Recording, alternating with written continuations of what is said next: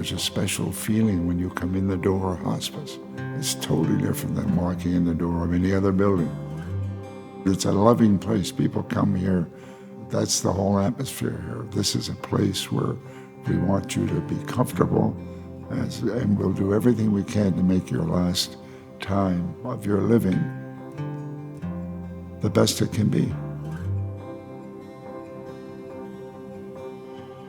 In the birthing and labor process, we have specific built rooms and clinically trained people that are awesome at helping welcome a new life into the world. And I feel it should be the same when we die. I think the main energy when you walk into Hospice Halifax is a very calm feeling. You see a nursing station, and then down a long hallway there's 10 beds. So there's 10 patient capacity here at hospice, capacity for both patients as well as family members. We have patient rooms that face a beautiful garden that we're very proud of, and we have patient rooms that face the beautiful Northwest Arm, and we're always full. We have a waiting list. There's also a child's play area, a nice reading room. We even have a room here that family can stay overnight. If somebody can bring their dog in, what have you, their pet. That's a huge thing, because you can't do that in a hospital. The people that come to work here want to be here, because it is special. Providing palliative care and hospice care for someone is one of the most rewarding and humbling experiences I think that a physician can go through. Hi, Pushpa.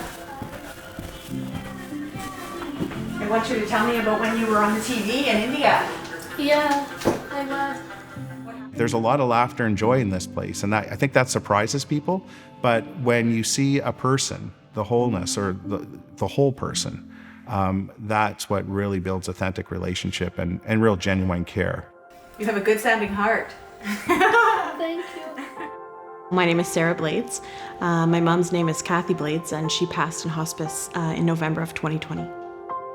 And we felt so supported and so held by Hospice Halifax. It was unbelievable. Compassionate care really means getting inside, the experience of our patients and families. And then our team does an excellent job of developing new programs and services to make sure that we are with and caring for people in every sense. Emotional support, spiritual support, their physical needs. We have a menu, of course, of foods that are offered every day. But if a patient wants something different, we do everything we can to make sure that we accommodate that.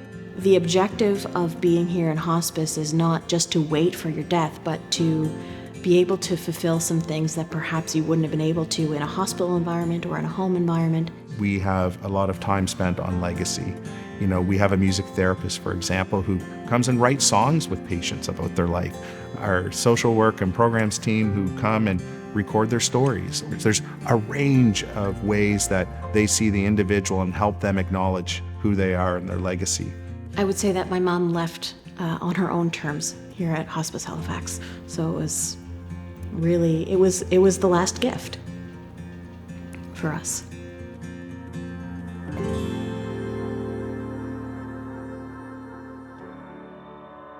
Grief and bereavement is part of it.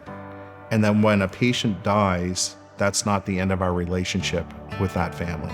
I can't say enough about the extended grief support that Hospice Halifax provided for us. Free counseling offered.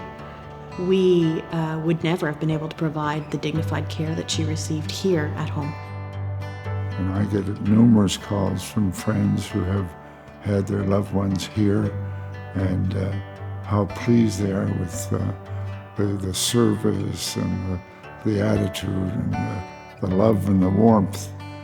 Here at Hospice Halifax, I witness acts of love on a daily basis, seeing patients interact with not only their family members, loved ones, support people, but also our care team, including our doctors, our nurses, our social workers, our housekeepers. I had a good friend of ours had their loved one here and called me about 3 weeks after the person died, said she was waiting for her invoice. But she had no idea that there was no charge, there's no expense to the person, there's no extra cost. The misunderstanding of Hospice Halifax is that it's funded by the government. And yes, the government share in some of our costs, but we have to raise, for example, now this year, we have to raise $2 million just to operate this place. All of the care that we provide on a day-to-day basis, all of the equipment and tools we use on a day-to-day basis, all of the space that we use on a day-to-day basis is through donor support. And I know that many families don't get the opportunity to have the care of Hospice Halifax, and if they could, they would.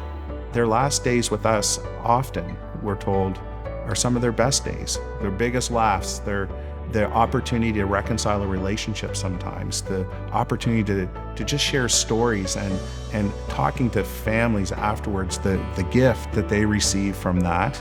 Ironically, it's often in the confrontation of death that we begin to understand what living is about. I'd suggest to anybody that care at Hospice Halifax is the greatest way to be able to say goodbye to a loved one. It's not dreary, it's not clinical, it's not sterile. It is a place truly where you can live for the rest of your life.